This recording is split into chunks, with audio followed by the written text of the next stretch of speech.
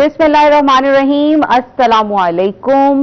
नाजरीन, कैसे हैं आप? उम्मीद करती हूँ कि आप बिल्कुल ठीक ठाक और बखैर आफियत होंगे। और आज का दिन जो है वो बहुत अहमियत का हामिल है। आज के प्रोग्राम रूही एट 10 में आपकी मेज़बान दुरेश शहवार आपके साथ मौजूद है और हमारे साथ बहुत ही ख़ास मेहमान हैं। जैसे कि आप सब जानते हैं कि ये महीना बहुत खुशी का महीना है और इस महीने में आज का दिन बहुत ज़्यादा अहमियत का हामिल है।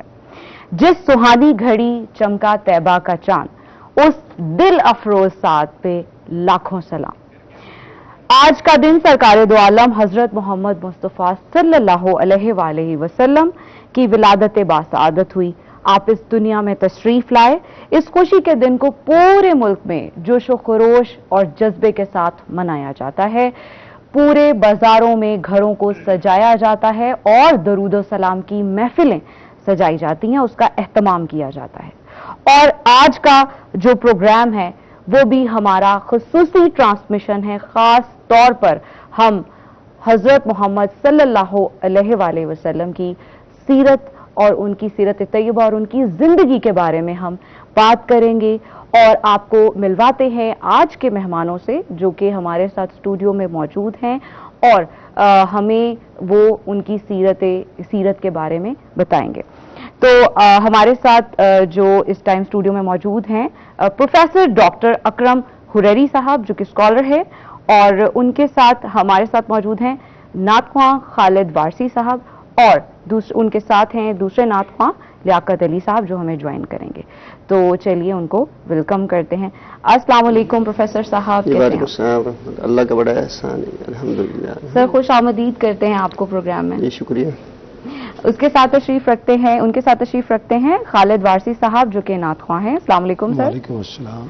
सर आपको खुश आमदीद कहते हैं प्रोग्राम में। शुक्रिया जी। उनके साथ तशरीफ रखते हैं लियाकत अली साहब जो कि नात ख्वां हैं और उनसे हम बहुत खूबसूरत जैसा नात होती है वही हमें सुनाएंगे। सर अस्सलाम वालेकुम और खुश आमदीद आपको प्रोग्राम में। Thank you. प्रोग्राम का आगाज करते हैं और जानते हैं सबसे पहले प्रोफेसर डॉक्टर अकरम हुरैरी साहब से जो कि स्कॉलर है और वो हमें बताएंगे सीरत तैयबा के बारे में। और चलिए उनसे सवाल करते हैं। सर सबसे पहले तो सर मैं जानना चाहूँगी कि जैसा कि हम सब जानते हैं कि आजकल की बहुत ज़रूरत है और यह है कि आज का प्रोग्राम ही हमारा इसी बारे में है। नबी पाक सल्लल्लाहु अलैहि वसल्लम की मुआशरती ज़िंदगी के हवाले से क्या तालीमात हैं? बिस्मिल्लाहिर्रहमानिर्रहीम। सबसे पहले तो मैं ये बात करूँगा कि हज़रत सल्लल्लाहु अलैहि वसल्लम का मकाम हमारे लिए अल्लाह रब्बुल इज़्ज़त की तरफ से क्या बना दिया गया है कि अल्लाह रब्बुल इज़्ज़त ने हज़ारों नेमतें हमारे ऊपर इनाम की हैं, लेकिन किसी एक नेमत का तज़किरा बतौर एहसान के नहीं फरमाया। तो ये हज़रत सल्लल्लाहु अलैहि वसल्लम का मबूस होना बहैसियत पैगम्बर मुस्तफ़ा सल्लल्लाहु अलैहि वसल्लम के अल्लाह रब्बुल इज़्ज़त ने इसे एहसान के तौर पर ताबीर फरमाया है। लक़द मन्नल्लाहु अलल मुमिनीन इज़ बअस फ़ीहिम रसूलन मिनहुम, सारी आयत करीमा है। और आखिर में बड़ी अहम बात अल्लाह रब्बुल इज़्ज़त ने इरशाद फरमाई है कि वह इनकानु मिन क़ब्ल लफ़ी ज़लालिम मुबीन, कि आप अलैहिस्सलातु वस्सलाम के मबूस होने से पहले आप लोग अपना जलालत में थे, गुमराहियों में थे।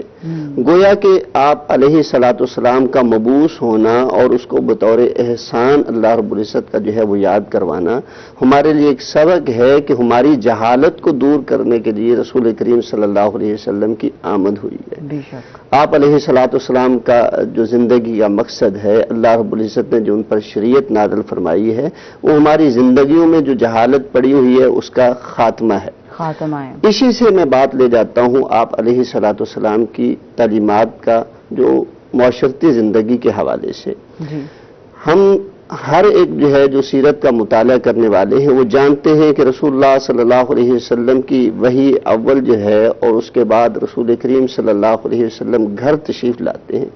یہ دونوں وحی کے جو مختلف لمحات ہیں، وحی سے قبل اور وحی کے بعد کے یہ دونوں باتیں اگر ہم سیکھ لیں تو یقیناً معاشرتی زندگی آن حضرت صلی اللہ علیہ وسلم کی ہمارے سامنے آتی ہے. اس سے بڑی اور کوئی جو ہے وہ آئیڈیل باتیں جو ہے وہ نہیں ہو سکتی. دیکھیں آپ علیہ الصلوۃ والسلام پر جو ہے وہ وحی نازل ہوتی ہے اور اس کے بعد سیدہ خدیجہ رضی اللہ تعالی عنہا کے پاس آتے ہیں تو انہوں نے آپ کو پریشانی ہجانی کی کیفیت میں دیکھا تو اس وقت تسلی کے الفاظ دیے اور وہ جو تسلی کے الفاظ ہمیں سیرت نگاروں نے بیان کیے ہیں، مختلف احادیث کے مجموعوں میں جو ہے وہ ذکر کیے گئے ہیں، وہ انتہائی جو ہے وہ اہمیت کے حامل ہیں رسول اللہ صلی اللہ علیہ وسلم کی معاشرتی زندگی کے حوالے سے. اور انہوں نے اتنے اعتماد سے بات کی کہ شاید ہی اتنا اعتماد ہمیں بالخصوص جو ہے وہ ادواج سے ملتا ہو. بہت کم. بالکل صحیح. لیکن انہوں نے کہا کہ کلا واللہ لا یخزیک اللہ ابدا انک لتصدق الحدیث تصل الرحم اور تقری الضیف وتعین علی نوائب الحق وتقسب المعدوم. یہ 5 الفاظ اور کسی حدیث میں جو ہے وہ 6 الفاظ جو ہے وہ ملتے ہیں. ابتدائی طور پر انہوں نے قسم کھائی کہ اللہ کی قسم، اللہ آپ کو کبھی ناکام کرنے والے نہیں، ذلیل و خوار کرنے والے نہیں. یہ اعتماد انہوں نے کس بنیاد پر ظاہر کیا؟ ان کی خصوصیات کی بنیاد پر. اس لیے کہ آپ ہمیشہ سچ بولنے والے ہیں، رشتہ داروں کے ساتھ حسن سلوک کرنے والے ہیں، مہمان نواز ہیں، اور بڑی خصوصیات جو آگے بیان فرمایا کہ وہ تقسب المعدوم، جو لوگ کما نہیں سکتے آپ ان کے لیے کماتے ہیں اور ان کا خرچ پورا کرتے ہیں. وہ توعین علی نوائب الحق، ہمیشہ حق کا جو ہے وہ ساتھ دیتے ہیں. یہ آپ علیہ الصلوۃ والسلام کی بچپن سے لے کر جوانی تک 40 سال تک عمر کا جو خلاصہ تھا، یا 15 سالہ انہوں نے ازدواجی تعلق میں رسول اللہ صلی اللہ علیہ وسلم کو مطالعہ کیا تھا، ان کا خلاصہ انہوں نے پیش کیا. اور اس میں جو ہے وہ اعتماد والی پھر بات کہ ان کو یقین تھا کہ یہ معاشرتی خصوصیات جس انسان کے اندر ہوں وہ دنیا میں کبھی ناکام نہیں ہوتا بلکہ معاشرے میں اٹھا کرتا ہے. اور اس کے ایگزامپل ہم آج کے دور میں جو ہے وہ دیکھ سکتے ہیں کہ آج بھی اگر کوئی معاشرتی حوالے سے کوئی فلاح کا کام کرتا ہے تو وہ مقبول عام ہوتا ہے، لوگ اس کی تعریفیں بھی کرتے ہیں، ان کی عدم موجودگی میں ان کے تذکرے بھی کرتے ہیں، ہاتھ اٹھا کے لیے ان کے لیے دعائیں بھی جو ہے وہ کر رہے ہوتے ہیں. تو وہ محبت ان کی جو ہے وہ عام لوگوں کے دلوں میں جو ہے وہ کیوں جا رہی ہوتی ہے؟ اس لیے کہ ان کا معاشرتی حوالے سے جو فلاحی کام ہوتا ہے وہ ان کو اس بات پہ مجبور کر رہا ہوتا ہے کہ ان کا ذکر خیر بھی کریں، ان کے لیے دعائیں بھی کریں، اور ان کی عدم موجودگی میں اگر اس کو مدد کی ضرورت ہے تو وہ بھی کریں. آپ علیہ الصلوۃ والسلام پر جو ہے وہی نازل ہوتی ہے. اس کے بعد کچھ عرصہ جو ہے وہ جب گزرتا ہے، اللہ رب العزت نے حکم دیا کہ آپ جو ہے وہ لوگوں کو اعلانیہ دعوت کریں. وہ قبائلی روایات کے مطابق وہ اعلان کیا گیا یا مخصوص آوازوں میں جو ہے وہ انہیں پکارا گیا تھا، جس کا مطلب یہ سمجھا جاتا ہے کہ کوئی ایسی بات ہے جس کے لیے ہمیں اکٹھا کیا جائے. صفا کی پہاڑی پر اکٹھا کیا، لوگوں کو جو ہے وہ دیکھ رہے ہیں کہ میرے سامنے جو ہے وہ کھڑے. آپ نے آتے ہی ان کو جو ہے وہ اللہ کی وحی کے بارے میں متنبع نہیں فرمایا، یا یہ نہیں کہا کہ مجھے نبوت مل چکی ہے تو آپ اس کو جو ہے وہ تسلیم کر لو. دیکھیں آپ علیہ الصلوۃ والسلام کتنے جو ہے وہ مدبر تھے اور شناس تھے لوگوں کی، ہاں جی، جس کو ہم کہتے ہیں کہ نفسیاتی پہلو سے جو ہے وہ کتنا مطالعہ رکھنے والے تھے.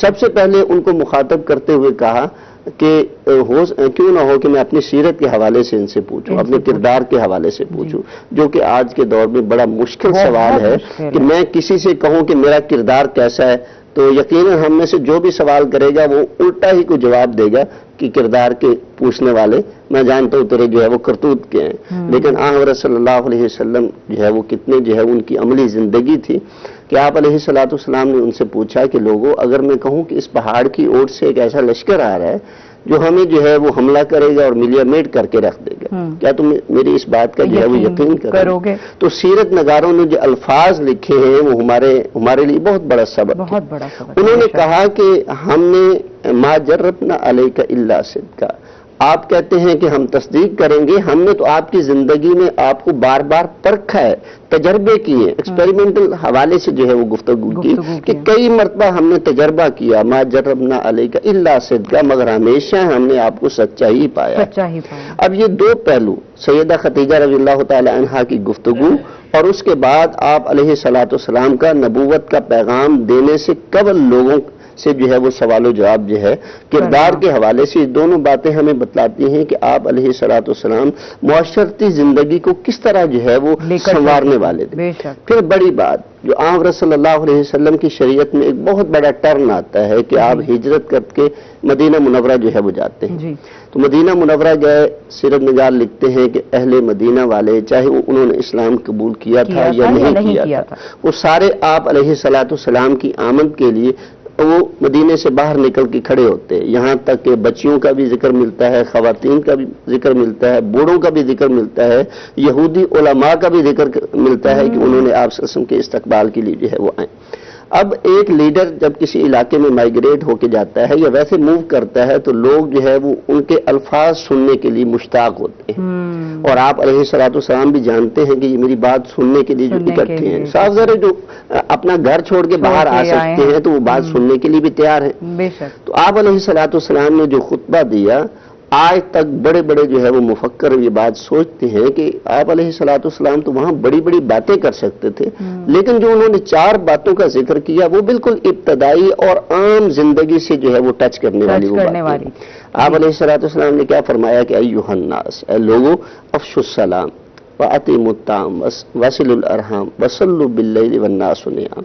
یہ 4 باتیں ہیں کہ لوگوں سلام کو آپس میں پھیلا دو، ایک دوسرے کو کھانا کھلاؤ، رشتہ داروں کے حقوق ادا کرو، اور اس کے بعد رات کو اس وقت قیام کرو جب لوگ سو رہے ہوتے ہیں۔ اب دیکھیں بظاہر یہ بہت چھوٹی سی باتیں ہیں، لیکن سلام کیا ہے کہ اگر ہم حقیقی زندگی میں کسی کو سلام کرتے ہیں، اس کا معنی مفہوم سمجھتے ہوئے کہ تجھ پر سلامتی ہو۔ آج تو ہماری رسم یہ ہے کہ ہم جسٹ رسم جو ہے وہ سلام کر دیتے ہیں، لیکن اگر ہم انسان اگر قول و کردار کا پکا ہو تو وہ ایک ایک جملے کا جو ہے وہ پاس رکھنے والا ہوتا ہے۔ اب میں نے اگر کسی کو سلامتی کا کہا ہے تو میں مر جاؤں گا لیکن اس کی سلامتی پہ جو ہے وہ داغ نہیں آنے دوں گا اگر کردار کا انسان پختہ ہو۔ تو اسی طرح جو ہے وہ معاشرے کو جوڑنے کے لیے آپ علیہ الصلوۃ والسلام نے جو اصول بتلایا کہ جب کھانے کی ٹیبل پہ اکٹھے ہوتے ہیں تو کئی مسائل ایک دوسرے کے بارے میں انسان کو جاننے کو ملتے ہیں۔ اسی طرح انسان کے اس دنیا میں تعلق والے سب سے قریبی اس کے رشتہ دار ہیں، ان کا آپس میں تعلق مضبوط ہوگا تو کوئی ان پر جو ہے وہ ان کو نقصان پہنچانے کی آج کل ہم میرا خیال ہے کہ جو تعلق ہے آپس میں رشتہ داروں کا، جو ان کے حقوق ہیں، میرا خیال ہے کہ اس پہ بھی ہمیں بات کرنے کی ضرورت ہے، اور اس پر ابھی ہم مزید بات کریں گے۔ ابھی خالد وارثی صاحب ہمارے ساتھ موجود ہیں، چلیے سنتے ہیں ان سے ایک بہت خوبصورت کلام۔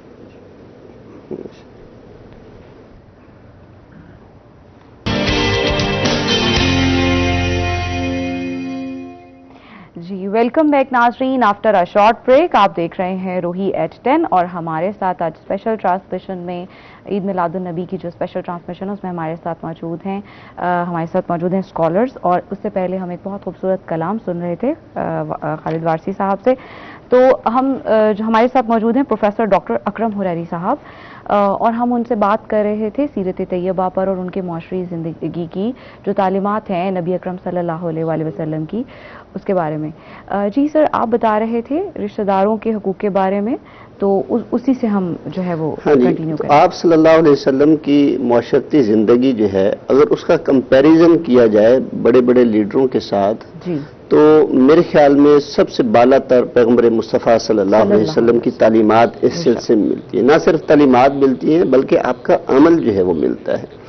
تو جیسے کہ اس روایت میں کہ مدینہ منورہ میں داخل ہو رہے ہیں اور یہ چھوٹی چھوٹی باتیں جو ہے وہ ذکر کر رہے ہیں، کیونکہ اسی سے جو ہے وہ معاشرہ بنتا ہے، اور اس کو کون سمجھ سکتا ہے؟ دانشور، جو حقیقی معنوں میں دانشور ہے، عالم ہے، سمجھدار ہے، پڑھا لکھا ہے، وہی سمجھ سکتا ہے۔ اور اس کے لیے ہمیں سیرت میں ایک بہت ہی خوبصورت جو ہے وہ واقعہ ملتا ہے کہ حضرت عبداللہ بن سلام رضی اللہ تعالیٰ عنہ جو اسلام قبول کیا انہوں نے یہیں پہ، وہ یہودیوں کے بہت بڑے علماء میں سے تھے، اور یہودیوں نے آپس میں جو ہے وہ طے کیا، اہل یہود نے، کہ ہم میں سے جو ہے وہ جائیں گے عبداللہ بن سلام، کیونکہ یہ تورات کو جاننے والے ہیں، ہمارے عالم دین ہیں، تو تاکہ وہاں جو کچھ دیکھیں اس پروپیگنڈے کا جو ہے وہ جواب دے سکیں، جو ان کا مقصد یہ تھا۔ تو اب کسی نے لکھا ہے کہ وہ کھجور کے ایک تنے پہ جو ہے وہ بیٹھے آپ کو دیکھ رہے تھے۔ بہرحال جو بھی ان کی کیفیت تھی، کہ آپ علیہ الصلوۃ والسلام سے جب انہوں نے یہ الفاظ سنے تو وہ دنگ رہ گئے کہ ایک جو ہے یہ باتیں صرف ایک پیغمبر ہی کر سکتے ہیں، کیونکہ یہاں تو ہم لوگ مشتاق ہیں ان کی گفتگو سننے کے لیے، اور وہ صرف ایک بات ہی جو ہے وہ ذکر کر رہے ہیں مختصر وقت میں، اور اسی کی جو ہے وہ تعلیم دے رہے ہیں، گویا کہ یہ ایک بہت بڑا معاشرہ جو ہے وہ بنانا چاہتے ہیں، تو انہوں نے اسی وقت جو ہے وہ اسلام قبول کر لیا تھا۔ تو دیکھیں یہ بڑی جو ہے وہ آپ صلی اللہ علیہ وسلم کی ایک بڑی کامیابی ہے، اور یقیناً یہ ایک بڑی کامیابی ہوتی ہے جب کوئی معاشرے کا بڑا آدمی کوئی آپ کے ساتھ مل جاتا ہے، تو وہ کیونکہ اور بالخصوص اہل علم آدمی اگر آپ کے ساتھ مل رہا ہے تو ایک بڑی جو ہے وہ کامیابی آپ سے کی لی جا سکتی ہے۔ پھر اس کے علاوہ اگر دوسرے ٹرم دیکھے جائیں کہ عام آدمی کے ساتھ بھلائی کا جو ہے وہ آپ سے نے کیا جو ہے وہ صلہ اور اجر بیان فرمایا ہے، اسی طرح رشتہ دار کے ساتھ اگر کوئی بھلائی کرتا ہے تو اس کا کیا صلہ آپ نے فرمایا۔ اب دیکھیں کہ یہی صدقہ و خیرات ہے، دوسروں کو ہم جو ہے وہ اس کی مدد اور نصرت کرتے ہیں۔ آپ فرماتے ہیں کہ اگر آپ رشتہ داروں کو دیں گے تو اس کا دگنا اجر ملے گا۔ بے شک، اور یہ چیز نا آج کل ہمارے خیال میں مطلب ہمارے معاشرے میں یہ چیز بتانے کی اور اویئرنیس کی بھی ضرورت ہے، کیونکہ ہم لوگ ان چیزوں کا خیال نہیں کرتے ہیں۔ اب کیونکہ اسلام سب سے پہلے انسان کو عزت نفس دیتا ہے، بے شک، کہ وہ معاشرتی طور پر جو ہے اس انداز میں رہے کہ وہ غیرت مند آدمی کے طور پر وہ جانا پہچانا جائے۔ اسلام نہیں چاہتا کہ آپ کے اوپر انگلی اٹھے آپ کے کسی رشتہ دار کی وجہ سے، کہ وہ بھیک مانگ رہا تھا، وہ کسی کے سامنے جو ہے وہ کھڑا تھا، وہ یہ تھا۔ اس لیے آپ کے پاس اگر وسعت ہے تو آپ سب سے پہلے اپنے بھائی کی اور دوسرے احباب کی جو ہے وہ ان کی مدد اور نصرت کرتے ہوئے جو نظر آئیں۔ اچھا، یہ دیکھا جاتا ہے کہ ٹھیک ہے ہم مدد کرنا چاہ رہے ہیں، اور مدد ٹھیک ہے ہمارے پاس استطاعت بھی ہے کہ ہم مدد کر سکتے ہیں، لیکن ہم کچھ چیزیں دیکھنا شروع کر دیتے ہیں کہ کیا ہمارا اس میں ہمارا اپنا اس میں کوئی فائدہ ہے یا نہیں۔ ایک جملہ معروف ہے کہ نیکی کر اور دریا میں ڈال۔ مطلب کیا ہے کہ جو چیز آپ ہے آپ کے پاس جو اثاثہ ہے آپ اس کو دریا برد کر دیتے ہیں، وہ آپ کا نہیں رہتا۔ جیسا طارق بن زیاد آئے اور انہوں نے کشتیاں جلا دینے کا حکم دیا کہ واپسی کا راستہ ہی نہ رہے۔ اس لیے نیکی ہم کریں اور اس کی جو ہے وہ طمع لالچ یا اس کا ریوارڈ ہمارے ذہنوں میں رہے ہی نہ۔ دیکھیں میرا خیال ہے کہ یہ پھر ریوارڈ ہمیں اللہ پاک ہی دیتے ہیں، کیونکہ ہمارے جو نیتیں ہیں ظاہری بات ہے وہ اللہ تعالیٰ کی ذات ہے جو کہ جانتی ہے۔ اگر ملتا ہے، اب امہات المومنین میں سے ایک مجھے ابھی نام نہیں ذہن میں آ رہا کہ ان کے پاس کوئی سائل آیا، انہوں نے جو ہے وہ انہیں کچھ جو ہے وہ دیا اور انہوں نے آگے سے دعا کر دی، تو انہوں نے آگے سے کہا کہ کاش کہ آپ دعا نہ کر دی اور اللہ اپنی شان شان مجھے جو ہے وہ صلہ دیتا۔ سبحان اللہ۔ دیکھیں اسلام یہاں تک جو ہے وہ انسان کو پابند کرتا ہے کہ آپ کسی سے دعا تک کے بھی جو ہے وہ طالب نہ رہیں، جو ہے کہ آپ یہ توقع کریں کہ میں اس کے سامنے جاؤں، وہ میرا احسان مند رہے، میرے سامنے جھکی نظروں سے دیکھے، میرے سامنے اپنے حق کی بات نہ کرے، یعنی گفتگو نہ کرے، میرے مد مقابل نہ بیٹھے، تو یہ ساری باتیں جو ہے وہ فضول ہے۔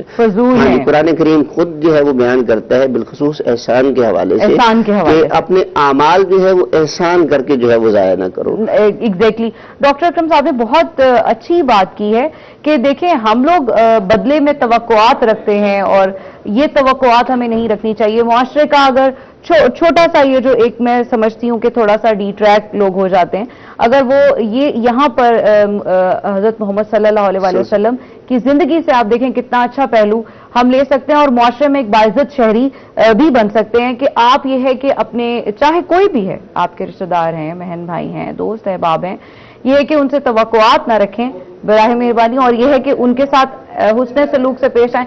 اچھا، یہ ہے کہ اخلاق جو ہے اس کا بھی بہت یعنی کہ نبی پاک صلی اللہ علیہ وسلم نے تعلیمات دی ہیں کہ آپ کا اگر صرف اخلاق ہی آپ کا جو ہے وہ بہت اچھا ہے تو بھی آپ کو آنا چاہیے مطلب اخلاق سے پیش۔ تو سر اس کے بارے میں اخلاقیات تو اسلام کا بنیادی حکم ہے۔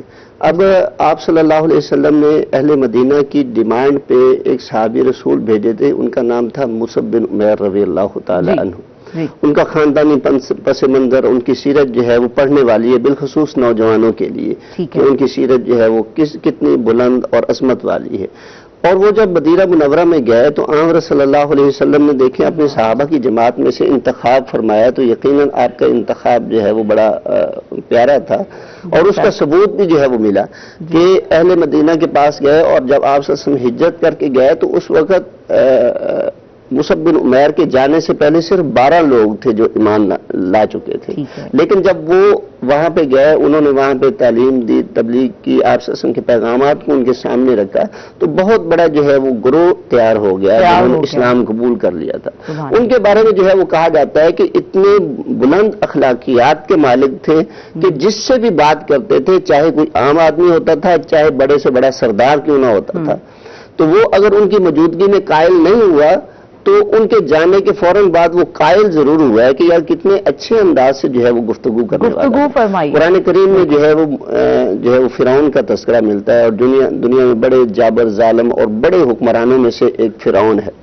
تو حضرت موسیٰ علیہ السلام کو جب سارا وہ ان کا واقعہ ہوا کہ وہاں سے نکل گئے اور واپس جب نبوت ملی تو واپس آنے لگے، تو اللہ رب العزت نے کیا بات کہی موسیٰ علیہ السلام کو کہ قولوا لہ قولا لینا، کہ آپ ان کے پاس جائیے اور انتہائی نرم انداز سے گفتگو کریں۔ اب بادشاہوں کا لہجہ ہم تاریخ میں پڑھتے ہیں، سنتے ہیں، ڈاکومنٹری میں دیکھتے ہیں کہ ان کا لہجہ جو ہے وہ کس طرح کا ہولناک اور دوسری طرف ان کے مد مقابل جو گفتگو کرنے والا ہے ان کو کہا جا رہا ہے کہ آپ نرم انداز سے گفتگو کیجیے۔ تو اب اس کو ہم اسی صورت میں سمجھ سکتے ہیں جب اس کا کوئی پریکٹیکل دیکھیں گے، ورنہ تو بات سمجھ نہیں آتی کہ ایک طرف جو ہے وہ اتنی گرجدار آواز میں بات کر رہے ہو اور آپ جو ہے اس کے سامنے نرم لہجے میں بات کر رہے ہیں۔ اس کا مطلب یہی ہے کہ ہمیں اپنی پریکٹیکل زندگی میں بھی، ڈاکٹر صاحب کی بات بہت اچھی ہے کہ ہمیں اپنی پریکٹیکل زندگی میں بھی اگر ہم نے اپنا ایک اچھا مقام بنانا ہے اور اچھا ایک نام بنانا ہے تو آپ اپنے اخلاقیات کو بہت بہتر کیجئے۔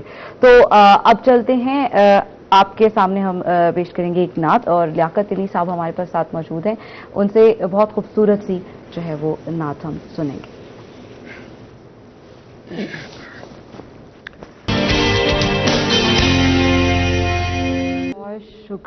بہت شکریہ خالد، سبحان اللہ، ماشاءاللہ، بہت شکریہ، آپ نے اتنی خوبصورت نعت جو ہے وہ ہم سب کو سنائی۔ گفتگو کا آغاز کریں گے ڈاکٹر اکرم صاحب سے۔ ڈاکٹر صاحب یہ بتائیے کہ نبی پاک صلی اللہ علیہ وسلم کی جو زندگی کا خلاصہ اور ان کی جو محبت کا تقاضا ہے وہ آج کے دور کے حساب سے وہ کیا ہو سکتا ہے؟ سبحان اللہ، وہ بجلی کا کڑکا تھا یا صوت ہادی، عرب کی زمین جس نے ساری ہلا دی۔ مولانا حالی صاحب نے تو یہاں پہ عرب کی زمین کا لکھتے ہیں، تو میں سمجھتا ہوں کہ کائنات کا شاید ہی زمین کا کوئی ذرہ ہو جو آپ صلی اللہ علیہ وسلم کے وجود سے، آپ کے تعلیمات سے وہ جو ہے معطر نہ ہوا ہو۔ تو آپ علیہ السلام کی زندگی کو جو ہے وہ دیکھنے کے لیے ہمیں جو ہے وہ دو باتوں پہ بالخصوص اور اس کے درمیان والا حصہ بھی اگر ڈال لیا جائے تو پھر پوری بات جو ہے وہ ہمیں سمجھ آ سکتی ہے۔ سب سے پہلے تو ہمیں غور کرنا چاہیے وحی اول پر، کہ وحی اول کے الفاظ جو ہیں وہ کن الفاظ کے ساتھ ہمیں مخاطب کرتے ہیں۔ اقرأ بسم ربک الذی خلق، خلق الانسان من علق، یہ جو 5 آیات ہیں نا، میں سمجھتا ہوں کہ انسان کے لیے پیغمبر صلی اللہ علیہ وسلم کا امتی اور نبی کا آپس میں تعلق ثابت کرنے کے لیے اور اس کو جو ہے وہ مزید عظمت والا بنانے کے لیے ان 5 آیات کو سمجھنا اور اس پر عمل کرنا بہت ضروری ہے۔ یہاں پہ دیکھیں کہ اس امت کے لوگوں کو اللہ رب العزت یہ پہلا پیغام دے رہے ہیں کہ اقرا، کہ آپ پڑھیے۔ ہاں جی، اب یہ بالکل اس صورت میں جا کر اگر اس کو دیکھتے ہیں تخلیق آدم کے وقت، تو اللہ رب العزت جو ہے وہ حضرت آدم علیہ السلام کو جو برتری عنایت کر رہے ہیں وہ کیا ہے؟ علم کی وجہ سے ورنہ وہ فرشتوں کا جو ہے وہ اعتراض تھا کہ اللہ ہم تیری تسبیحات بھی بیان کرتے ہیں، پاکیزگی بھی بیان کرتے ہیں، تیرے کسی حکم کی نافرمانی بھی نہیں کرتے، جبکہ یہ جو انسان تو بنا رہا ہے اس کی خاصیت ہمیں یہ بتلا رہی ہے، معلوم ہو رہی ہے کہ جو زمین میں جائے گا یہ فساد برپا کرے گا، لڑائی جھگڑے کرے گا۔ تو پھر اللہ رب العزت نے جب کچھ چیزوں کا علم دے دیا ہے آدم علیہ السلام کو تو وہ فرشتے دنگ رہ گئے، تو انہوں نے آگے سے سر تسلیم خم کیا کہ سبحانک لا علم لنا الا ما علمتنا انک انت العلیم الحکیم، اے اللہ ہم تو اتنا ہی جانتے ہیں جتنا تو نے ہمیں سکھلایا ہے۔ اس خاصیت کو دیکھتے ہوئے ہم یہی سمجھ پائیں کہ زمین میں جائے گا اور لڑائی جھگڑے کرے گا، کون پائے گا، آگے اس کی حکمتوں کو تو ہی جانتا ہے اور تو ہی سمجھتا ہے۔ اب دیکھیں کہ آدم علیہ السلام کو تمام مخلوقات سے جو اللہ نے برتری عنایت فرما دی تو وہ علم کی وجہ سے ہے، اور اس امت کو تمام امتوں سے اعلیٰ اور عرفہ بیان کیا گیا، بتلایا گیا، تو وہ بھی اسی وجہ سے ہے۔ اب کیوں ہمیں یہ تلقین کی گئی کہ آپ علم کو سیکھیے، علم کو پڑھیے، اس وجہ سے کہ پیغمبر جو سلسلہ تھا پیغمبروں کا، وہ سلسلہ نبوت تو آپ صلی اللہ علیہ وسلم پہ اختتام ہو گیا، خاتم النبی سے یہ صلی اللہ علیہ وسلم کہلائے۔ اس کے بعد جو ہے وہی انبیاء والا منصب اللہ رب العزت نے اس امت کے اہل علم علماء پر رکھا، اور قرآن کریم کے جب ہم مطالعہ کرتے ہیں تو ہمیں معلوم ہوتا ہے کہ اس امت کے وجہ امتیاز جو ہے وہ کیا ہے کہ کنتم خیر امت اخرجت للناس تأمرون بالمعروف وتنہون عن المنکر وتؤمنون باللہ، کہ ایک تو یہ ہے کہ اس امت کا بہتر ہونا اس بنیاد پر ہے کہ آپس میں انٹر کنیکٹڈ ہوگی، ایک دوسرے کے ساتھ تعلق رکھے گی، اور اس تعلق کا فائدہ کیا اٹھائے گی یہ امت یا اس امت کے لوگ کہ جہاں اپنا لوگوں کو جو ہے وہ اچھائیوں کی تلقین کرتے رہیں گے، بار بار انہیں سمجھاتے رہیں گے، اور جہاں پہ وہ غلطی کر رہے ہیں وہاں پہ وہ اپنا کردار ادا کریں گے کہ یہ غلط بات ہے، تاکہ اصلاح والا عمل جو ہے وہ جاری رہے، یعنی آواز بلند کرنی چاہیے۔ کہ ہمیں معلوم ہوا کہ اس امت کے بہترین ہونے کی جو ہے وہ علامت کیا ہے کہ ہم اصلاح والا جو ہے وہ کام کرتے رہیں، اصلاح والا کام کریں گے تو یہ امت زندہ بھی رہے گی اور ترقی بھی کرتی رہے گی۔ اب آتے ہیں آن صلی اللہ علیہ وسلم کی معاشرتی زندگی کو، کہ آپ علیہ الصلوۃ والسلام نے اپنی تعلیمات کے ذریعے معاشرتی زندگی کو سنوارنے کی بڑی کوشش کی، اور اس سلسلے میں اپنا عمل ان کے سامنے پیش کیا، اور نبوت کا جو عروج جہاں سے شروع ہوتا ہے اس کی ابتدائی تعلیمات میں پہلے میں نے آپ کو بتایا ہے کہ 4 باتیں ذکر کی، ان کا 3 سے کا تعلق جو ہے وہ معاشرتی زندگی کے حوالے سے۔ آپ علیہ الصلوۃ والسلام جو ہے وہ کا اب وصال ہوتا ہے، اختتام ہوتا ہے، تو اس وقت رسول کریم صلی اللہ علیہ وسلم کی جو تعلیمات ہیں وہ پھر جو ہے وہ سمجھنے والی، اور اس کو اگر پہلی وحی کے ساتھ ریلیٹ کریں تو بات اور زیادہ جو ہے وہ سمجھ آ جاتی ہے۔ وہ یہ کہ ہے کہ آپ علیہ الصلوۃ والسلام نے اس وقت جو ہے وہ کچھ حقوق بیان فرمائے، جن میں غلاموں کے، ملازموں کے، خواتین کے اور اس طرح دوسرے، اور ان سے جو ہے وہ آپ صلی اللہ علیہ وسلم نے ڈرایا ہے لوگوں کے معاملے میں جو ہے خطبے میں بھی انہوں نے یہ بات کہی تھی کہ حجۃ الوداع والی ہی باتیں جو ہے ان میں سے چند ایک باتیں جو ہے وہ ریوائز کیا ہم یہ کہہ سکتے ہیں کہ وہ بالکل یہ بات حقیقت آپ نے بہت اچھی کی کہ جو ہے یہ حقوق جو ہے اس کے اوپر بہت زور دیا گیا ہے، اور انہوں نے اپنے بات تھوڑی سی لمبی ہو جائے گی لیکن میں یہاں پہ ایک بات ایڈ کرنا چاہتا ہوں کہ جو مشترکہ باتیں رہی ہیں نا تمام شریعتوں کے اندر، ان میں سے ایک بات یہ ہے کہ آپ دوسروں کے حقوق ادا کریں۔ بے شک آپ دوسروں کے حقوق ادا کریں گے تو ذمہ دار آپ ہیں، نہیں کریں گے تو تب بھی ذمہ دار آپ ہیں۔ اچھا ٹائم ہمارے پاس پروگرام کا تھوڑا سا شارٹ ہے، تو ڈاکٹر اکرم ہم اس کے اوپر مزید بات کرتے ہیں آپ سے، یہ ہے کہ آج کے دن کے حوالے سے آپ کیا شارٹ میسج جو ہے وہ سب کو دینا؟ میں یہی میسج دینا چاہوں گا کہ عمل سے زندگی بنتی ہے، اور آپ علیہ الصلوۃ والسلام کے ساتھ محبت کا جو تقاضا قرآن حکیم جو ہے وہ بیان کرتا ہے، وہ بھی اس میں جو ہے وہ ہمیں پیغمبر صلی اللہ علیہ وسلم کی اتباع پر جو ہے وہ زور دیا گیا ہے کہ اگر تم اللہ سے محبت کا تقاضا کرتے ہو، دم بھرتے ہو، تو تمہیں پہلے پیغمبر صلی اللہ علیہ وسلم کی اتباع کرنا ہوگی۔ گویا کہ آپ علیہ الصلوۃ والسلام کی اتباع جو ہے وہ بہت ضروری ہے۔ پھر اس کا مطلب یہی ہے کہ ہمیں ان کی اتباع جو ہے وہ کرنی چاہیے، اور یہ کہ انہیں فالو کرنا چاہیے، وہ ہمارے لیے عملی نمونہ ہے اس دنیا میں، ان کی تعلیمات جو ہیں انہیں فالو کرنا چاہیے۔ اب ہمارے ساتھ لیاقت علی موجود ہیں، ان سے ہم جو ہے وہ نعت سنیں گے، اور جانے سے پہلے سر آپ کا بہت شکریہ، آپ نے اپنا ٹائم دیا آج کے دن کے لیے، آپ نے ہمیں جوائن کیا۔ بہت شکریہ، تھینک یو۔ اور خالد صاحب آپ کا بہت شکریہ، آپ نے جوائن کیا، اور لیاقت علی صاحب آپ کا بہت شکریہ، آپ نے جوائن کیا۔ اب نعت سنتے ہیں۔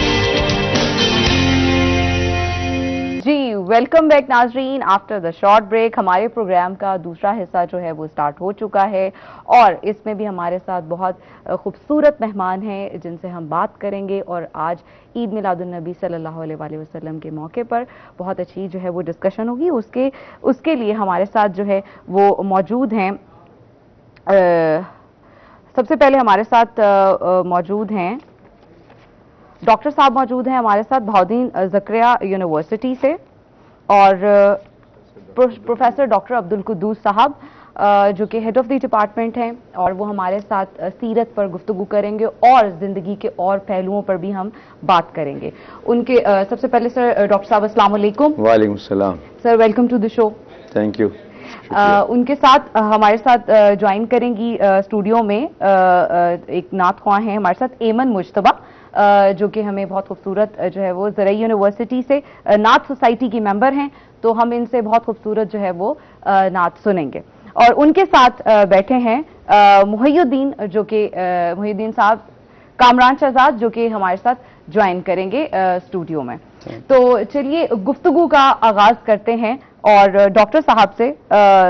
ڈاکٹر صاحب یہ بتائیے گا کہ سیرت رسول صلی اللہ علیہ وآلہ وسلم اور عسکری تقاضے جو ہیں ہماری زندگی کے حوالے سے، سر اس کے بارے میں روشنی اس پہ ڈالیے. جی بسم اللہ الرحمن الرحیم. آج جیسے 12 ربیع الاول ہے 1443 ہجری کا، تو 1443 سال ہو گئے جی سر رسول پاک صلی اللہ علیہ وسلم کو مدینہ کی اسلامی ریاست کو قائم کیے ہوئے، اور اسی ریاست مدینہ سے ہی ہم رہنمائی حاصل کرتے ہیں. اور آج ہم اپنی ریاستوں کے اندر، اپنے معاشرے کے اندر اور اپنی سوسائٹی کے اندر کس طرح سیرت کو اپنائیں، یہ ہے اصل آج کا مسئلہ. جی سر بے شک. کہ ہم سیرت کو صرف برکت کے لیے پڑھیں، عقیدت کے لیے پڑھیں تو اس کا ثواب ملے گا. اگر ہم سیرت کو عقیدت و برکت کے بعد اپنے گھر میں، اپنے معاشرے میں، اپنی سوسائٹی میں، اپنے ارد گرد کے ماحول میں، اپنی سیاست میں، اپنی معیشت میں اور اپنے ایوانوں میں اسے لے کر آئیں، تو تب وہ سیرت کی برکات، اس کے ثمرات سامنے آئیں گے، بے شک. جو کہ رسول پاک صلی اللہ علیہ وسلم جس کے لیے اس دنیا میں تشریف لائے. بے شک. تو آپ کی حمد و ثنا تو اللہ سبحانہ و تعالیٰ نے بھی کی ہے. بے شک. قرآن مجید میں اللہ نے فرمایا کہ اے ملائکہ تم رسول اللہ صلی اللہ علیہ وسلم پر سلام بھیجو، اور مسلمانوں کو بھی یہ کہا یا ایھا الذین آمنوا صلوا علیہ وسلموا تسلیما، اے ایمان والو تم بھی صلاۃ و سلام بھیجو. بے شک. تو اسی پر بات آگے ہوتی ہے کہ پھر اسی صورت احزاب ہی میں حکم ہے کہ لَقَدْ كَانَ لَكُمْ فِي رَسُولِ اللَّهِ أُسْوَةٌ حَسَنَةٌ لِمَنْ كَانَ يَرْجُو اللَّهَ وَالْيَوْمَ الْآخِرَ وَذَكَرَ اللَّهَ كَثِيرًا. کہ یہ اللہ کے رسول وسلم تمہارے لیے ایک بہترین نمونہ زندگی ہیں، بے شک. بہترین نمونہ عمل ہیں. آپ ان کی اطاعت اور اتباع کیجئے، اور وہ کرے گا جو یوم قیامت کے دن پہ یقین رکھتا ہے اللہ سے ملاقات کا اور اللہ کو یاد کرتا ہے. تو اس لیے یہ بات واضح ہو گئی کہ رسول اللہ صلی اللہ علیہ وسلم کی اتباع، آپ کی سنت کو اختیار کرنا اور آپ سے محبت و عقیدت جو ہے وہ شخص کرے گا جو یوم آخرت کے دن پہ اللہ سے ملاقات کا یقین رکھتا ہے، یعنی وہ صاحب ایمان ہے. بے شک. اور پھر اللہ کو یاد بھی رکھتا ہے. تو اس لیے آپ کی سیرت کے اصلی تقاضے یہ ہیں کہ آج ہم اپنے گھر کے اندر، اپنے عائلی نظام کے اندر، میاں بیوی اور بچے اور خاندان کے اندر جو ہے آپ کی سیرت کو اپنائیں. اور آپ کی وہ سیرت کیا ہے کہ آپ نے کہا کہ ہر شخص اپنے حقوق و فرائض کو ادا کرے. آپ نے گھر کے سربراہ کو یہ کہا کہ تم اپنے گھر کے مسئول ہو، تم سے سوال کیا جائے گا اپنے گھر کے بارے میں، اور تم اپنی بیوی کے ساتھ اچھا سلوک کرو. اور بیوی کو کہا کہ تم خاوند کی اطاعت کرو اور اس کے ساتھ مل کر پیار اور محبت کے ساتھ رہو. تو اب یہ سیرت کا جو درس اور سبق ہے یہ آج ہمارے گھروں میں ہوگا تو تبھی ہمارا معاشرہ ترقی کرے گا. بچوں کی اچھی تربیت کریں، بچوں کی نگہداشت کریں، ان کی تعلیم، ان کی تربیت، ان کی صحت اور ان کے تمام معاملات کے ذمہ دار والدین کو قرار دیا، اور بچوں کو کہا کہ وہ بڑوں کا ادب کریں، احترام کریں. اب یہ وہ باتیں ہیں سیرت کی جنہیں ہمیں اپنانے کی ضرورت ہے. ٹھیک ہے، ہم ماشاءاللہ بڑے بڑے پروگرامات کرتے ہیں، لیکن ان چھوٹی چھوٹی باتوں کو جو اپنانے کی جو رسول اللہ صلی اللہ علیہ وسلم نے اپنائی، صلی اللہ علیہ وسلم نے بڑے پروگرامات نہیں کیے، بڑے جلسے جلوس نہیں کیے، بڑے بڑے اجتماعات نہیں کیے. تو ایک ہی حج کا اجتماع کیا جو آپ نے آخری کیا، لیکن اصل چیز کیا تھی کہ آپ نے لوگوں کے دلوں کو بدلا، آپ نے لوگوں کے ذہنوں کو تبدیل کیا، اور گھر کے ایک بچے سے لے کر اور بوڑھے تک سب کو آپ نے ہدایات دی کہ آپ نے زندگی کیسے بسر کرنی ہے. جو انبیاء ہوتے ہیں نا، اللہ تعالیٰ ان کو بھیجتا اس لیے ہے تاکہ وہ معاشرے کی کایا کو پلٹ دیں، اصلاح کریں کہ اس کو بالکل تبدیل کر دیں، کیونکہ معاشرہ بگڑ چکا ہوتا ہے. اور انبیاء علیہ السلام کے آنے کا مقصد بھی یہی ہے اس دنیا کے اندر کہ وہ انسانیت کی رہنمائی کریں. تو اب انسانیت کی آخری رہنمائی اور ہدایت جو ہے وہ حضرت محمد مصطفیٰ احمد مجتبی صلی اللہ علیہ وسلم پر ہے. اور اسی لیے یہ جب ہم جو ہے سلام پڑھتے ہیں، مصطفیٰ جان رحمت پہ لاکھوں سلام، شمع بس میں ہدایت پہ لاکھوں سلام. ہم نے تو کبھی شعر کے الفاظ پہ بھی غور نہیں کیا کہ مولانا نے کیا کہا اس کے اندر. مایا کہ شمع بزم ہدایت پہ لاکھوں سلام، یعنی رسول اللہ علیہ وسلم جو ہیں وہ بزم ہدایت کی آخری شمع ہیں. آخری شمع ہے. انبیاء سارے بزم ہدایت ہیں، بزم ہے نا، جی بے شک. اس بزم ہدایت کی جو آخری روشنی ہے، آخری شمع ہے، وہ آقا نامدار حضرت محمد مصطفیٰ احمد مجتبیٰ صلی اللہ علیہ وسلم ہے. تو آئے ہم ان سے وہ ہدایت کی شمع حاصل کریں، کیونکہ قرآن بھی کہتا ہے کہ ہدایت کو حاصل کرو. اور اسی لیے جو قرآن مجید ہے وہ ہمیں کہتا ہے کہ ہم سنت کی اتباع کریں. اطیعوا اللہ و اطیعوا الرسول فاتبعونی یحببکم اللہ. یہ ساری آیات کا ترجمہ، یہ خلاصہ یہ ہے کہ اطاعت کرو اللہ کی، اس کے رسول کی، اور اتباع کرو محمد رسول اللہ علیہ وسلم کی. جو محمد رسول اللہ علیہ وسلم کی اتباع کرے گا میں اس سے محبت کروں گا، اللہ فرماتے ہیں. بے شک بے شک. تو شمع بزم ہدایت جو ہے اس کی اطاعت کرنی ہے، اس کی اتباع کرنی ہے. یہ جو ورڈ ہدایت ہے، یہ جو ورڈ اصلاح ہے سر، جیسے آپ نے بتایا کہ جو چھوٹی چھوٹی باتیں ہیں جس میں اخلاق ہے، جس میں حقوق ہیں، جس میں فرائض ہیں، یہ نبی پاک صلی اللہ علیہ وسلم نے بتائے ہم سب کو. سر ان چیزوں کو سمجھا یہ جا رہا ہے آج کے دور میں، اور شاید اس سے پہلے بھی، کہ شاید یہ چھوٹی چھوٹی باتیں ہیں لیکن یہ فنڈامنٹلز ہیں کسی بھی معاشرے کی بنیاد، اور ایک اچھے معاشرے کی بنیاد کے لیے. سر اس پہ بتائیے. دیکھیے شوار، آج ہمارا معاشرے کا مسئلہ یہی ہے. جی. ہمارے گھر سے لے کر ہماری پوری معاشرت کا مسئلہ یہ ہے کہ ہم نے ان چھوٹی باتوں کو، جو فنڈامنٹل جو ہے نا پرنسپلز تھے آف لائف تھے، ان کو چھوڑ دیا، زندگی کے بنیادی اصولوں کو چھوڑ دیا، اور ہم بڑے بڑے چیزوں میں آ گئے. ہم نے مائکرو، جیسے اکنامکس کی زبان میں کہتے ہیں نا، مائکرو کو چھوڑ کے میکرو کی طرف آ گئے. اور میکرو میں بھی صرف دکھلاوا، شو آف، اس میں بھی حقیقت نہیں. اور اس کے اندر یعنی میرا کیا فائدہ ہے، میرا مفاد کیا ہے. لیکن جو سنت کی اصل چیزیں ہیں سیرت کی، یہی اخلاق. دیکھیے ہم وسلم کو اللہ نے خود فرمایا، آپ نے خود فرمایا، اللہ نے بھی قرآن میں کہا اور آپ نے خود کہا کہ انما بعثت معلما اخلاقا، میں تو اخلاق کا معلم بنا کے بھیجا گیا ہوں.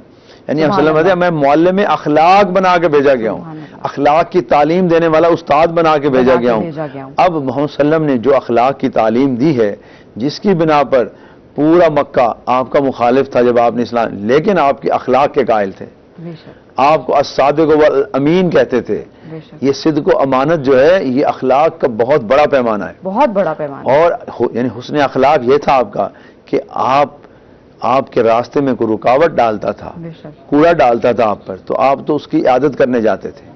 یہ واقعہ ہمیں سیرت مکہ سے ملتا ہے کہ مکہ کے اندر ایک بڑھیا خاتون تھی جو کافر مشرک تھی. وہ کہتی تھی چلے میں اور کچھ نہ کروں، میں بڑے مخالفت تو نہیں کر سکتی، تو کوڑا اپنا گھر کا سلم پہ ڈال دیتی. آپ اس راستے سے گزرتے تھے، ایک دن کوڑا نہیں آیا تو آپ رک کر دیکھا کیا مسئلہ ہے، پوچھا گھر والوں سے کہ آج وہ اماں کہاں ہیں، کہ وہ بیمار ہے. تو گئے اس کی عادت کرنے کے لیے، پانی بھر کے دیا اس کو، اس کے لیے تیمارداری کی اس کی، اور اس کا کام کیا. تو وہ اگلے دن ایمان نہ لے آئی. کیسے نہ لاتی؟ اس نے دیکھا یہ اخلاق.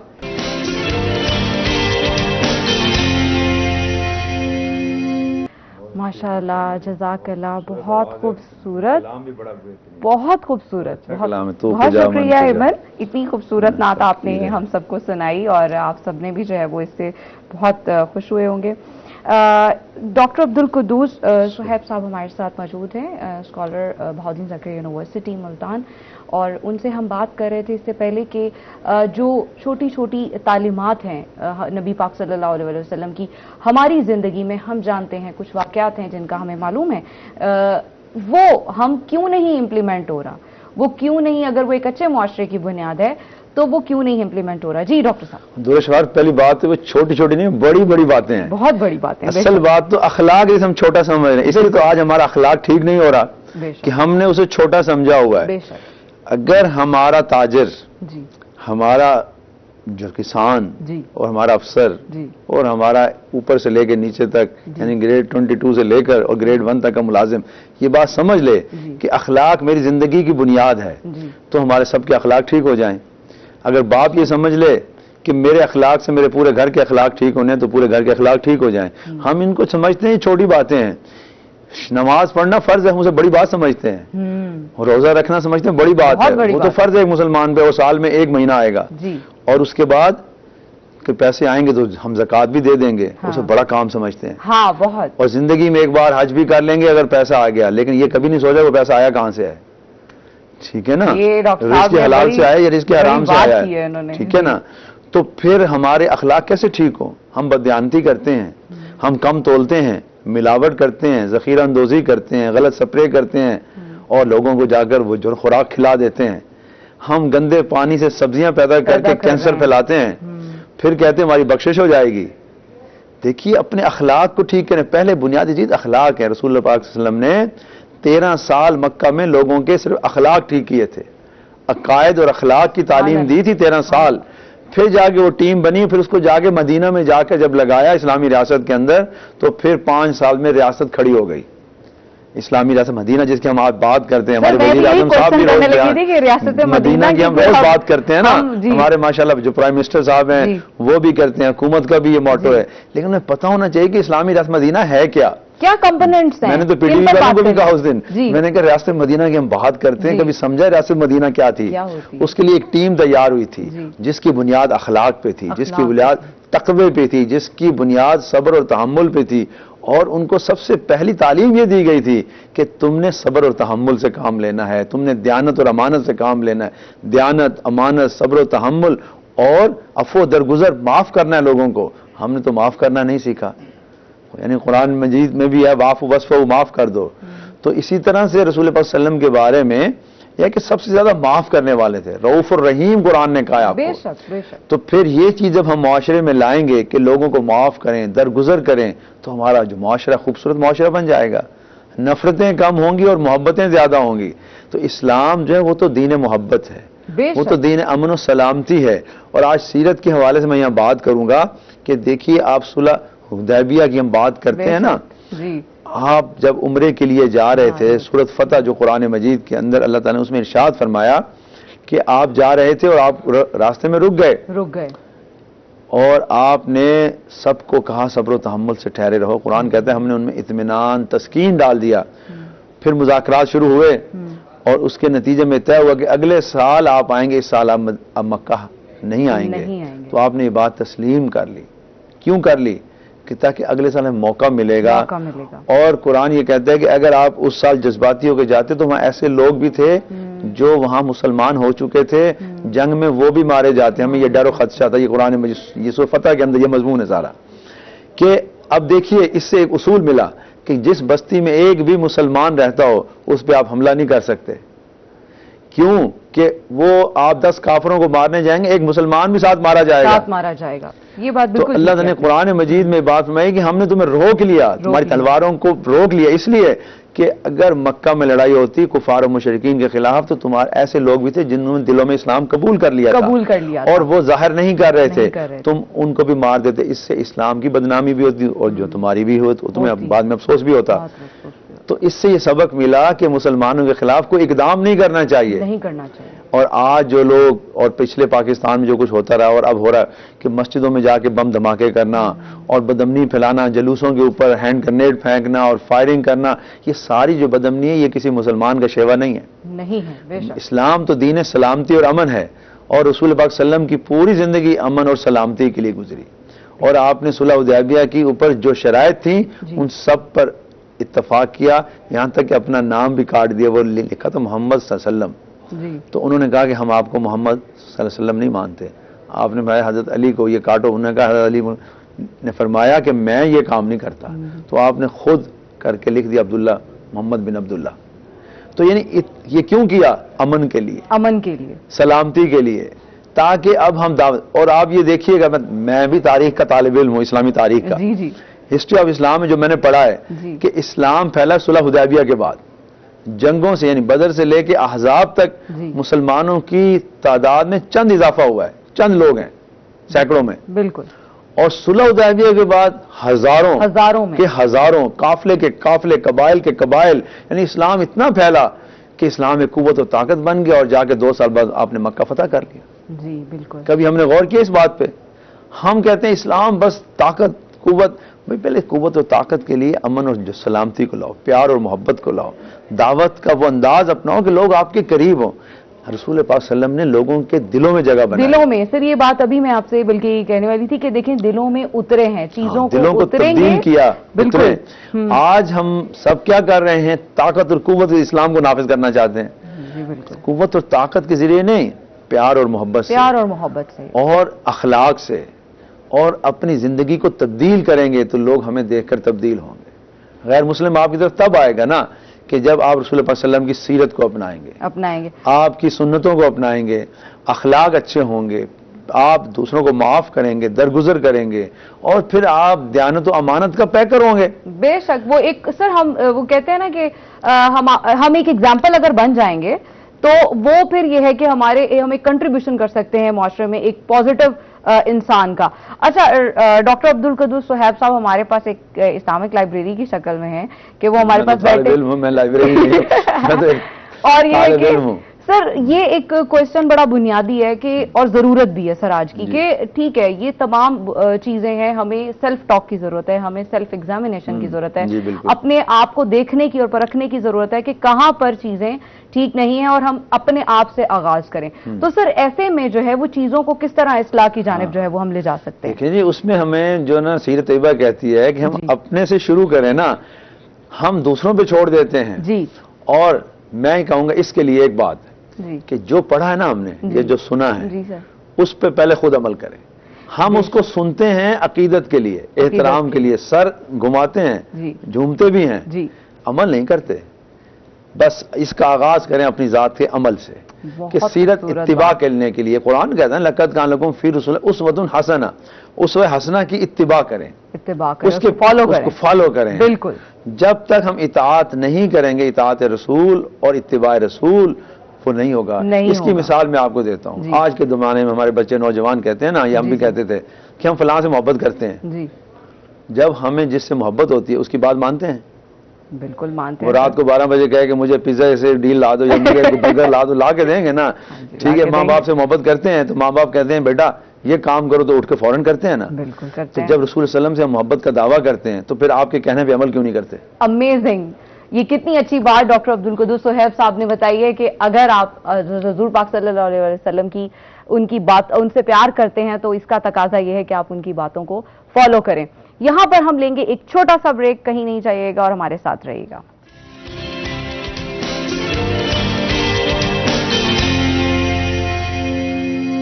اور گفتگو جاری ہے ڈاکٹر عبدالقدوس صہیب صاحب سے جو کہ اسکالر ہیں اور ہمارے ساتھ موجود ہیں, اور ہم لوگ بہت لکی ہے کہ آج ہم ان سے آج کل کے زمانے کے حساب سے جو ہمیں وہ ایک بتا رہے ہیں اور جو ہمیں ایڈوائسز کر رہے ہیں وہ اس کا سلسلہ جاری ہے. چلتے. اچھا ڈاکٹر صاحب یہ بتائیے کہ جیسے ہم آج جیسے آپ کے پاس کتنے سارے اسٹوڈنٹ سے آپ کا انٹریکشن ہوتا ہے, تو ہماری یوتھ کو اس ٹائم کیا ضرورت ہے کہ کون سی ایسی چیزیں ہیں جن پر انہیں کام کرنے کی ضرورت ہے آج کے دن کے حساب سے, آپ کیا بات کریں؟ جی سیرت طیبہ میں نا جی سر معاشرے کے ہر طبقے کے لیے رہنمائی ہے. بے شک.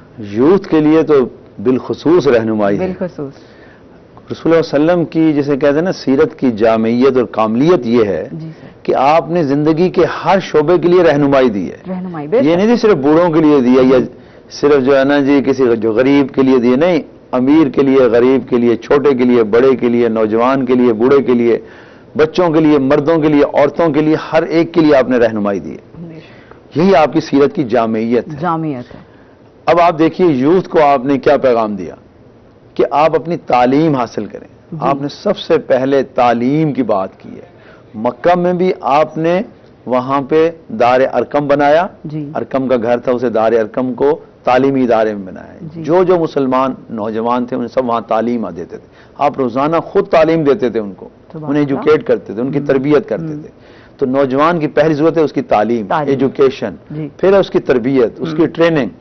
آپ اس کو تربیت ایسا کریں تاکہ وہ معاشرے کا ایک بہترین فرد بن سکے. جی بالکل. تو یہ تعلیم و تربیت آپ نے مدینہ میں بھی کی, صوفہ میں بھی کی, اور وہاں جو پڑھنے والے طالب علم تھے ان کی فیس نہیں ہوتی تھی. ہمارے نظام میں تو فیس ہے نا, ہاں جی, نو فیس, اور بھی فارمیلٹی, فیس فری.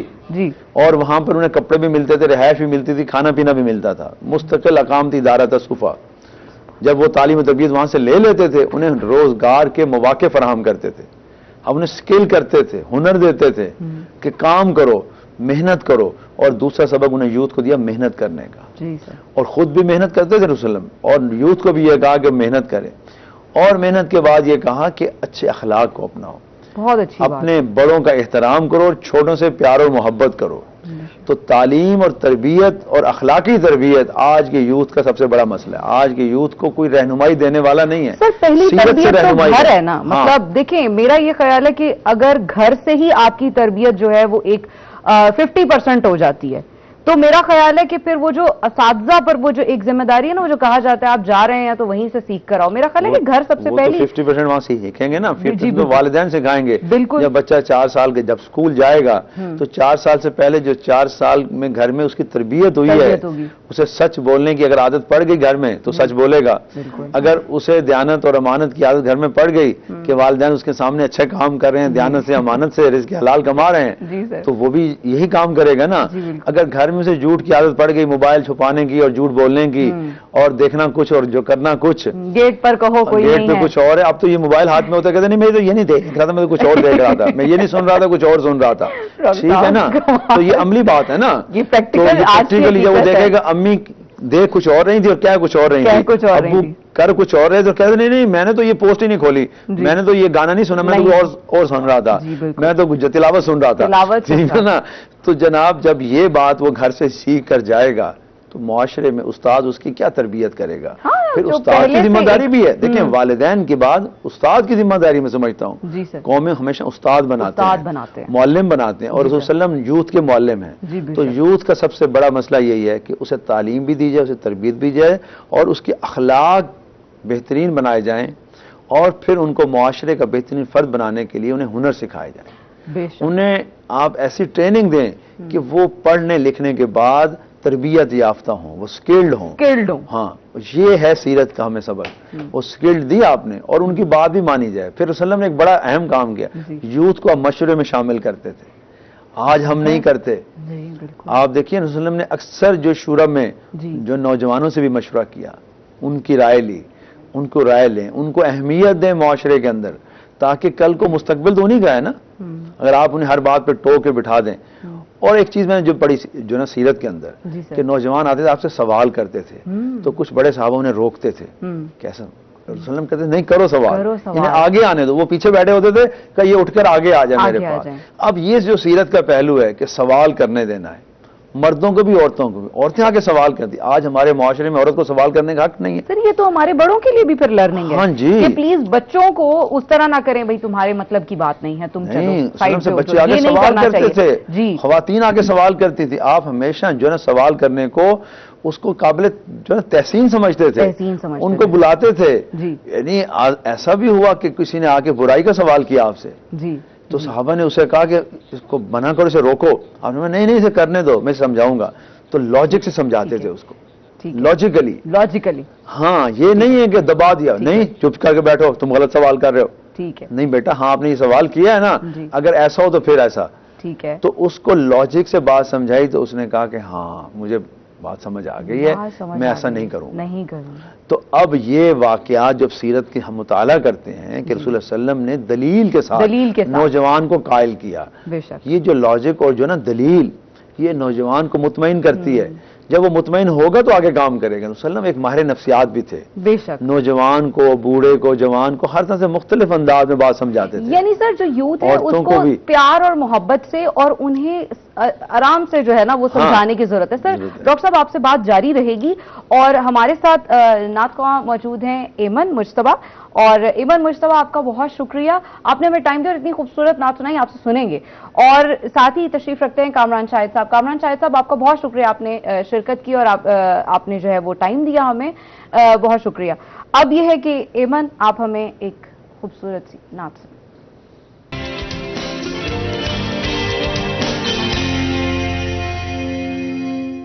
جی جناب، welcome back after the short break. آپ دیکھ رہے ہیں روحیہ 10 اور عید میلاد النبی صلی اللہ علیہ وآلہ وسلم کی خصوصی ٹرانسمیشن جو ہے وہ جاری ہے. اور ہمارے ساتھ جو ہے وارسی صاحب نے دوبارہ جوائن کیا ہے.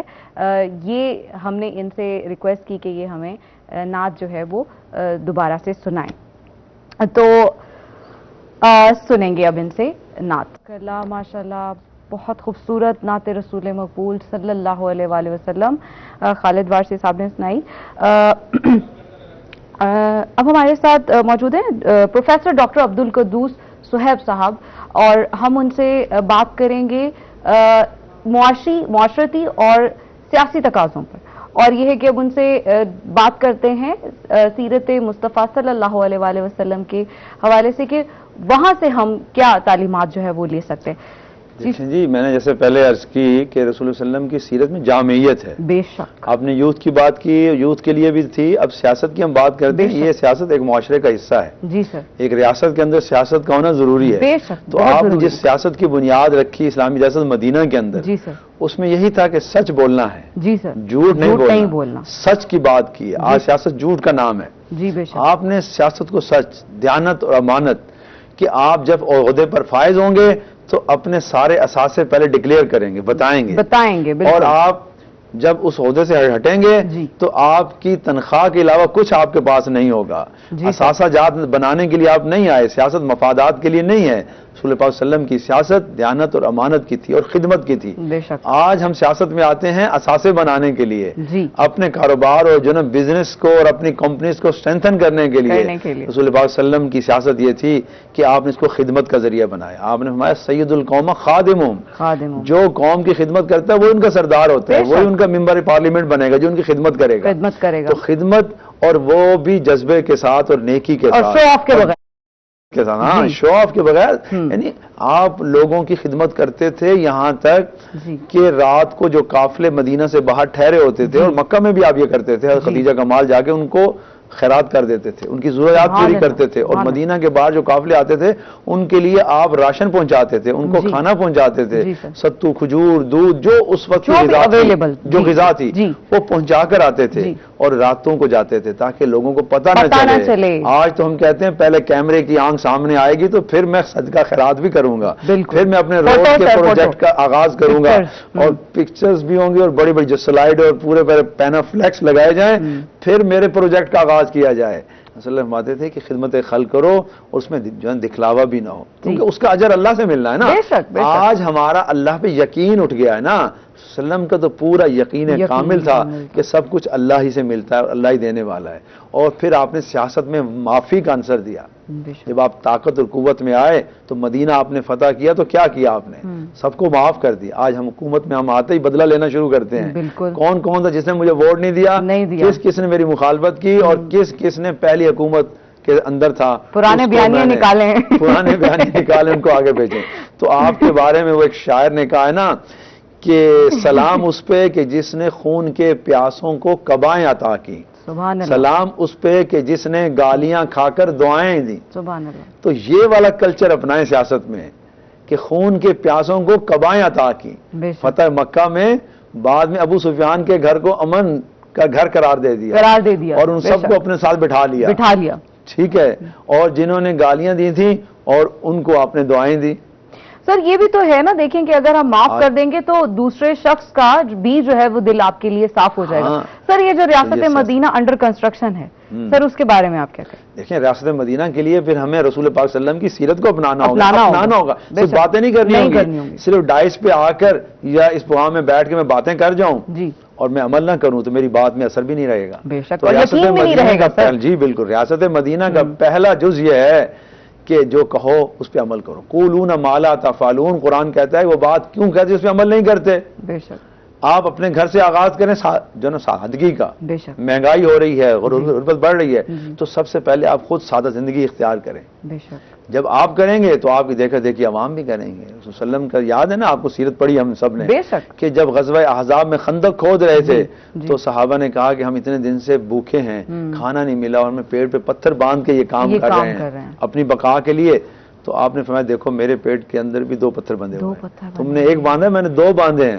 سبحان اللہ، سلام اس پہ ہم سلام بھیجیں نا رسول صلی اللہ علیہ وسلم پر کہ جو کہا اس پہ بڑھ کر عمل کیا۔ صحابہ نے اگر 1 پتھر باندھا ہوا تھا تو آپ نے 2 پتھر باندھے ہوئے تھے۔ آج سیاست میں اس کی بنیاد رکھیں، خدمت بھی کریں، جذبہ بھی ہو، اور عوام سے بڑھ کر خود کام کریں۔ ہم کہتے ہیں بس ایک تقریر کر دیں، ایک آرڈر کر دیں اور کام ہو جائیں گے، اس طرح نہیں ہوگا، ہمیں خود عمل کرنا ہوگا۔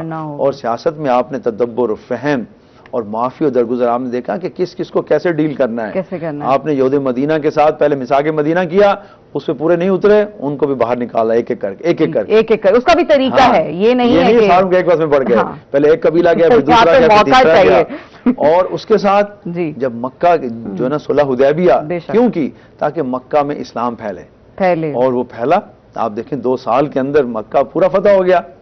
تو اس لیے ہمیں آگے بڑھنے کے لیے نا پھر ہمیں کی ضرورت حکمت، ہے، تاریخ بے شک۔ کا مطالعہ کریں تدبر کے ساتھ۔ سیرت سے بڑھ کر کہیں سے تدبر نہیں ملتا۔ نہیں ملتا۔ میں آج کے دن، یہ 12 ربیع الاول کا دن ہے، میلاد یہ مصطفیٰ میسج کا سر دن ہے، دے دیجئے۔ یہی پیغام ہے کہ ہم اپنی سیاست کے اندر بھی، اپنے معاشرت کے اندر بھی فہم و تدبر لائیں اور معاملات کو حکمت کے ساتھ لے کر چلیں۔ وہ علامہ اقبال کے بقول، وہ دانائے سبل مولا کل، کہ جس نے غبار راہ کو بخشا فروغ وادی سینہ۔ وہی سبحان قرآن، اللہ، وہی اول، وہی آخر، سبحان وہی اللہ، قرآن، وہی فرقان، سبحان اللہ، وہی یاسین، وہی توحا۔ سبحان تو اللہ، ہمیں سبحان یہ قرآن کو اور فرقان کو بے شک۔ سمجھنا ہے۔ وہ دانائے سبل مولا کل، تو اس دانائے سبل سے رہنمائی حاصل کریں، جن کے پاس حکمتیں ہیں، دانائی اور اس ہے۔ یعنی رسول پاک صلی اللہ علیہ وسلم سے بڑھ کر اس دنیا میں کوئی دانا پیدا ہی نہیں ہوا، اور اس سے بہترین راستہ ہمارے پاس رہنمائی کا نہیں ہو سکتا۔ پروفیسر ڈاکٹر عبدالقدوس صہیب صاحب ہمارے ساتھ موجود تھے، اسکالر بہاؤالدین زکریا یونیورسٹی ملتان۔ سر آپ کا بہت شکریہ، آپ نے ہمیں ٹائم دیا اور اتنی خوبصورت باتیں کی۔ اور ہمارے ساتھ تشریف رکھتے ہیں خالد وارثی صاحب، انہوں نے ہمیں بہت خوبصورت نعت رسول مقبول جو ہے وہ صلی اللہ علیہ وسلم ہمیں سنائی، اور اب ہم ان سے دوبارہ بھی جو ہے وہ جو ہے سنیں گے۔ سر آپ کا بہت شکریہ، آپ آئے اور آپ نے ہمیں اپنا ٹائم دیا۔ اور ناظرین، شو کا جو ہے وقت وہ ختم ہوا چاہتا ہے، اس دعا کے ساتھ کہ آپ خوش رہیں اور صحت مند رہیں اور خوشیاں بانٹتے رہیں اور خوشیاں بانٹنے کی وجہ بنیں، سیرت کو اپنانے کی توفیق عطا سیرت فرمائے۔ کو آج کے اپنانے دن کی، کے بعد ایگزیکٹلی ڈاکٹر صاحب نے بہت اچھی بات کی، رسول پاک صلی اللہ علیہ وسلم کی سیرت کو اپنانے کی سیرت کو توفیق اپنانے عطا کی فرمائے۔ توفیق عطا کرے۔ بہت شکریہ، اللہ حافظ۔ خالد صاحب نعت سنائیے ہمیں۔